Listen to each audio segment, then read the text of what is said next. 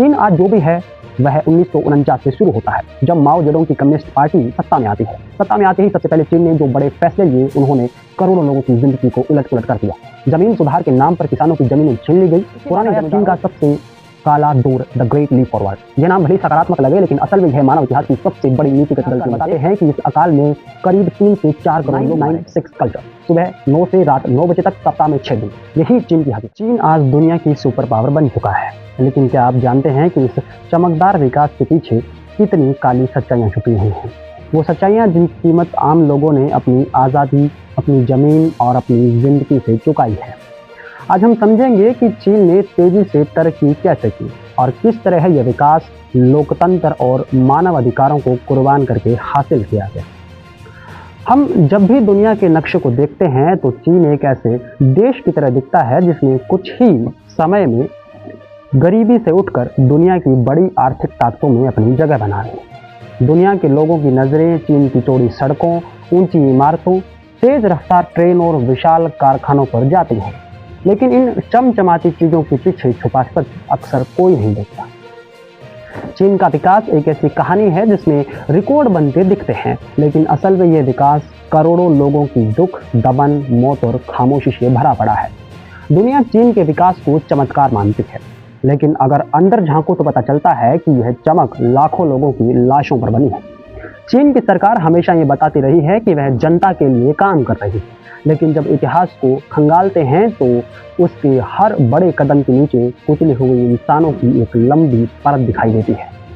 आज चीन super power जैसा दिखता है, लेकिन इसका यह रूप लोगों ने अपनी आज़ादी देकर, अपने परिवार खोकर, अपनी जमीनें लुटाकर और अपनी आवाज़ दफन करवा कर पाया है। चीन का विकास एक ऐसी सुरंग की तरह दिखता है जिसमें रोशनी तो दिखती है, लेकिन उसके अंदर जाने पर हर तरफ अंधेरा ही अंधेरा मिलता है। चीन आज जो भी है वह 1949 से शुरू होता है, जब माओ जेडोंग की कम्युनिस्ट पार्टी सत्ता में आती है। सत्ता में आते ही सबसे पहले चीन ने जो बड़े फैसले लिए, उन्होंने करोड़ों लोगों की जिंदगी को उलट-पुलट कर दिया। जमीन सुधार के नाम पर किसानों की जमीनें छीन ली गई। पुराने जमींदारों और जिनके पास थोड़ी ज़्यादा जमीन थी, उन्हें जनता का दुश्मन घोषित कर दिया गया। लाखों लोगों को सार्वजनिक मंचों पर खड़ा करके अपमानित किया गया, कईयों की तो हत्या तक कर दी गई। यह चीन के विकास की पहली कीमत थी जिसमें जमींदार जबरदस्ती लेकर सरकारों ने अपने नियंत्रण में लिया। इसके बाद आया चीन का सबसे काला दौर, द ग्रेट लीप फॉरवर्ड। यह नाम भले सकारात्मक लगे, लेकिन असल में यह मानव इतिहास की सबसे बड़ी नीतिगत गलतियों में से एक था। सरकार ने कहा कि हम बहुत तेजी से विकसित होंगे और किसानों को आदेश दे दिए कि वे अपनी जमीन छोड़कर कम्युनिस्ट सिस्टम में काम करें, सामूहिक खेती करें और एक ही जगह पर रहकर सामूहिक श्रम करें। इसका नतीजा यह हुआ कि किसान खेती नहीं कर पाए, उत्पादन गिर गया और चीन में भयानक अकाल फैल गया। इतिहासकार बताते हैं कि इस अकाल में करीब 3 से 4 करोड़ लोग मारे गए। इतने लोग कि अगर उनके नाम लिखे जाएं तो पूरी किताबों की लाइब्रेरी भर जाए। लेकिन सबसे दर्दनाक बात यह थी कि चीन की सरकार इस अकाल को छुपाती रही। लोग भूख से तड़पते रहे, बच्चे कुपोषण से मरते रहे, गांव खाली होते गए, लेकिन सरकार कहती रही कि हमारे आंकड़े अच्छे हैं। दुनिया चीन की झूठी रिपोर्ट लेकर समझती रही कि सब ठीक है। चीन का यह विकास दिखावटी था, कागजों पर उगाया गया था, वास्तविकता में इंसान मौत से लड़ रहे थे। इसके बाद 1966 में आई सांस्कृतिक क्रांति, जिसने चीन की आत्मा को हिलाकर रख दिया। माओ ने देश के युवाओं को उकसाया कि वे पुरानी परंपराओं, पुराने शिक्षकों, बुद्धिजीवियों, लेखकों और सोचने वाले लोगों को दुश्मन समझें। लाल किताब लेकर घूमने वाले युवाओं के समूहों ने अरबों किताबें जला दी, लाखों शिक्षकों को पीटा, हजारों लोगों को मार दिया। चीन का दिमाग, उसकी समझ, उसकी सोच, सबको कुचल दिया गया। जो देश सोचने वालों को ही खत्म कर देता है वह आगे तो बढ़ सकता है, लेकिन एक खोखले ढांचे की तरह। ये सब सिर्फ सत्ता बचाने के लिए किया गया था। विकास का असली मकसद कहीं खो गया था। चीन तेजी से आगे बढ़ना चाहता था, लेकिन लोगों को कुचलकर। चीन में यह माना जाता है कि देश बड़ा है, जनता ज़्यादा है, इसलिए कुछ लोगों का मर जाना कोई बड़ी बात नहीं है, बस देश का नाम ऊपर होना चाहिए। दुनिया चीन के गगनचुंबी इमारतों को देखती है, लेकिन उसके नीचे गड़े हुए वो सच नहीं देखती जो चीखते हुए कहते हैं कि यह विकास इंसानियत से बड़ा नहीं हो सकता। चीन की नीतियाँ हमेशा ऊपर से थोपी गई हैं, जनता की राय नहीं पूछी गई, विरोध की कोई जगह नहीं थी। मीडिया सरकार की कठपुतली थी और आज भी है। चीन में अगर कोई पत्रकार सरकार की आलोचना कर दे तो उसे गायब कर दिया जाता है। पिछले 30 साल में चीन में कितने लोग गायब हुए, इसका असली आंकड़ा आज तक किसी को नहीं पता। दुनिया देख रही थी कि चीन आगे बढ़ रहा है, लेकिन अंदर एक डर छुपा है। सरकार के खिलाफ बोलना सबसे बड़ा अपराध है। चीन ने अपने विकास के लिए बड़े बड़े शहर बसाए, लेकिन गांवों को उजाड़ कर करोड़ों ग्रामीणों को शहर की फैक्ट्रियों में धक्का लगाया।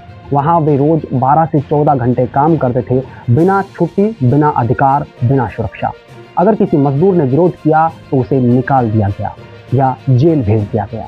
चीन में एक जबरन श्रम यानी फोर्स लेबर एक सच्चाई है जिसे दुनिया छुपाती है, क्योंकि चीन दुनिया की सप्लाई चेन को नियंत्रित करता है। उइगर मुसलमानों के साथ चीन ने जो किया वह 21वीं सदी का सबसे बड़ा मानवाधिकार अपराध है। लाखों उइगरों को कैंप में बंद किया गया, जहां उनसे जबरन काम करवाया गया, उनकी धार्मिक पहचान मिटाई गई, उनके परिवारों को तोड़ा गया। चीन कहता है कि यह शिक्षा शिविर है, लेकिन वास्तविकता यह है कि यह दिमाग धोने वाला यानी ब्रेन वॉश शिविर है। इनके पीछे भी चीन का विकास छुपा है। कपड़े, सिलिकॉन, इलेक्ट्रॉनिक्स पार्ट्स, ये सब उन्हीं कैंपों में बनते हैं जहां लोग अपनी इच्छा के खिलाफ काम करने को मजबूर हैं। दुनिया चीन को सुपर पावर कहती है, लेकिन सुपर पावर वो होती है जो अपने लोगों की रक्षा करे। चीन का मॉडल ऐसा है जिसमें जनता सिर्फ एक संसाधन है, उसे खर्च किया जा सकता है। चाहे उसका अधिकार छीनो, चाहे उसकी जमीन छीनो, चाहे उसे चुप करा दो, बस देश तेज देखना चाहिए। अब भारत को देखो, भारत का रास्ता बिल्कुल अलग है। भारत लोकतंत्र है, यहाँ हर आदमी की आवाज का मूल्य है। भारत ने कभी अपने विकास के लिए जनता को नहीं कुचला। हमारे संविधान में आर्टिकल 14, 19 और आर्टिकल 21 जैसे मूल अधिकार हैं जो हर नागरिक को समानता, बोलने की आज़ादी और जीने का अधिकार देते हैं। भारत अपनी जनता को कैंपों में नहीं डालता। भारत में पत्रकार उठाए नहीं जाते। भारत में किसान अपनी जमीन खोने से पहले अदालत में अपील कर सकते हैं। भारत विकास करता है, लेकिन इंसानियत की कीमत पर नहीं। भारत में फैसले धीमे होते हैं क्योंकि यहाँ बहस होती है। चीन में फैसले जल्दी होते हैं, यहाँ कोई पूछने वाला नहीं होता। भारत सड़क बनाएगा, पहले गांव वालों की सुनवाई करेगा। चीन सड़क बनाएगा तो गांव ही उजाड़ देगा। यही विकास की दो अलग राय हैं। एक इंसान को सम्मान देती है, एक सिर्फ आंकड़ों। चीन ने अपनी अर्थव्यवस्था को उद्योगों पर खड़ा किया, लेकिन उन उद्योगों की नींव मजदूरों के दर्द पर रखी। वहाँ के मजदूर दुनिया के सबसे लंबे वक्त तक काम करते हैं। 996 कल्चर, सुबह 9 से रात 9 बजे तक, सप्ताह में 6 दिन। यही चीन की हकीकत है। भारत में ऐसा सिस्टम कोई सरकार लागू कर दे तो जनता सड़कों पर उतर आए। यही लोकतंत्र की ताकत है। चीन में जो भी विरोध की चिंगारी उठाता है उसे कुछ ही घंटों में बुझा दिया जाता है। 1989 का तियानमेन स्क्वायर इसका सबसे बड़ा उदाहरण है। हजारों छात्रों ने लोकतंत्र की मांग की और चीन ने टैंकों से उन्हें कुचल दिया। आज भी चीन इस घटना का नाम लेने पर भी लोगों को गिरफ्तार कर लेता है। यह देश किस तरह विकसित हुआ, यह सवाल हर भारतीय को समझना चाहिए। जब चीन की अर्थव्यवस्था कमजोर पड़ने लगती है तो सरकार जनता का ध्यान हटाने के लिए राष्ट्रवाद का इस्तेमाल करती है।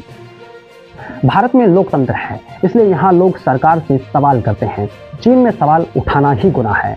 इसकी तुलना में भारत का लोकतंत्र ढांचा इतना मजबूत है कि यहाँ हर 5 साल में सरकार बदल सकती है और जनता अपनी पसंद से सरकार चुन सकती है।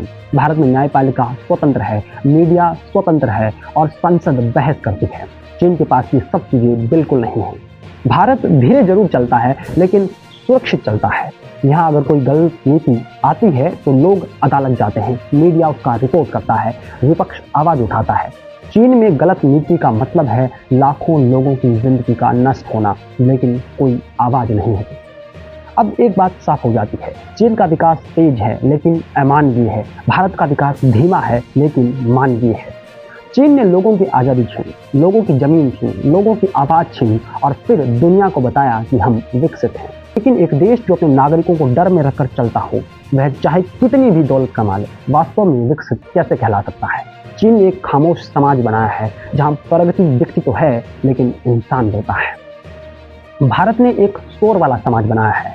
लोग बोलते हैं, झगड़ते हैं, बहस करते हैं, सरकार से सवाल पूछते हैं, लेकिन इसी शोर में लोकतंत्र की आत्मा छिपी है।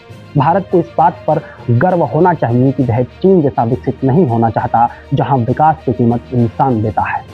भारत वह जगह है जहां विकास की कीमत सरकार को देनी पड़ती है, जनता को नहीं।